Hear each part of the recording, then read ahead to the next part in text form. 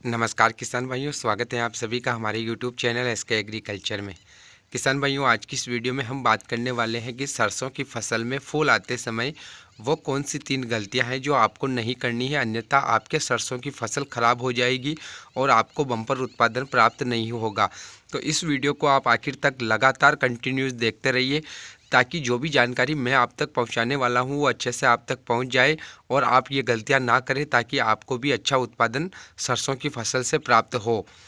तो इस वीडियो को देखते रहिए, लाइक कर दीजिए, ज़्यादा से ज़्यादा शेयर कर दीजिए और अगर आप हमारे चैनल पर नए हो तो सब्सक्राइब करके बेल आइकन को दबा दीजिए। किसान भाइयों, सबसे पहला काम जो आपको करना है, ये गलती आपसे नहीं होनी चाहिए, वो यह है कि अब आपको यहाँ पर देखना पड़ेगा कि आपकी ज़मीन किस प्रकार की है। कहने का मतलब यह है कि जब सरसों में फूल आना शुरू हो गए हैं, उसके बाद आपकी ज़मीन में आपकी फसल को कितने पानी की आवश्यकता पड़ेगी। क्योंकि कई बार क्या होता है कि बहुत सारे किसान भाई हल्की ज़मीन जो होती है उसमें भी सरसों की बुआई करते हैं। बहुत सारे किसान भाइयों के पास अच्छी ज़मीन होती है, महीने महीने भर तक पानी की आवश्यकता नहीं पड़ती है, तो उन किसान भाइयों के तो यहाँ पर अब सिर्फ एक ही पानी लगाना है।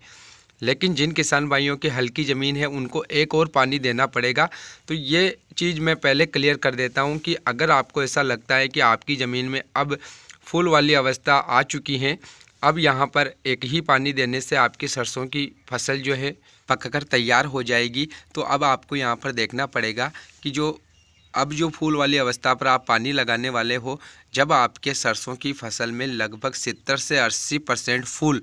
और जो वो टहनियाँ हैं उस पे फलियों के नमूने कंप्लीट बन जाए,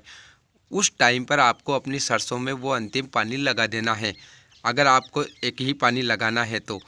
अगर आपकी ज़मीन हल्की है, आप एक और पानी लगाओगे तो एक पानी तो आपकी फूल वाली अवस्था पर हो जाएगा। दूसरा पानी जब फलियां पूरी तरीके से बन जाए, फूल झड़ना शुरू हो जाए, 10-20-30% ही फूल बचे और सरसों झुकना शुरू हो जाए, उस टाइम पर आपको हल्की ज़मीन वाले किसान भाइयों को भी एक और पानी लगा देना चाहिए, ताकि दाना भराव के समय फसल को पानी की कमी ना पड़े और दाना भराव अच्छे से हो जाए। तो इस तरीके से तो आपको जो है अपनी ज़मीन के अनुसार फसल में पानी लगा देना है।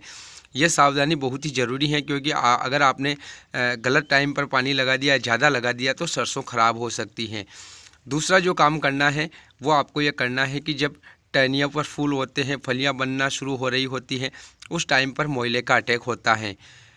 कुछ साल ऐसे होते हैं जिस साल हम अगेती बुआई कर देते हैं या ठंड अच्छी होती है तो नहीं होता है, लेकिन बहुत सी बार पछेती बुआई में अक्सर ये प्रॉब्लम देखने को मिलती है। तो वह किसान भाई इसका ध्यान रखे, जैसे ही मोइले का अटैक होता है इमिडा वगैरह का स्प्रे करे और इनको ख़त्म करे, ताकि आपके सरसों में किसी भी प्रकार का नुकसान ना हो। तीसरी जो महत्वपूर्ण बात है किसान भाइयों, उसको भी आपको ध्यान में रखना है कि अब यहाँ पर जब सरसों में आप अंतिम पानी लगा रहे हो, फूल आ गए हैं, 70-80% फूल हो रहे हैं, तो यहाँ पर फिर आपको जो एनपीके के जो 1-1 किलो की पैकिंग में जो वाटर सोल्यूबल फर्टिलाइज़र आते हैं उनका उपयोग नहीं करना है। कहीं ऐसा ना हो कि आप ये सोच लो कि चलो मोइला मच्छर का स्प्रे तो कर ही रहे हैं, साथ में एनपीके भी मिला देते हैं, तो इनका उपयोग नहीं करना है। क्योंकि जो भी डालना होता है बुआई के समय और पहले पानी में यूरिया वगैरह डाल दिया जाता है, उसके बाद सरसों में इनकी ज़्यादा आवश्यकता नहीं होती है। अगर आप डालने जा रहे हो और मान लीजिए अगर थोड़ा बहुत भी डोज इधर उधर हो गया या पानी कम ज़्यादा हो गया, तो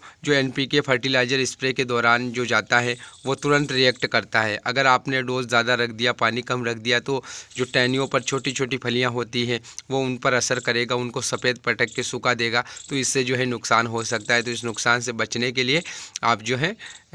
अगर आपको ऐसा लगता है कि आपने पहले पानी में यूरिया थोड़ा कम डाला था तो थोड़ा बहुत यूरिया का उपयोग आप भले ही कर सकते हो, लेकिन ऊपर से आप स्प्रे ना करें, ताकि आपकी फसल को किसी भी प्रकार के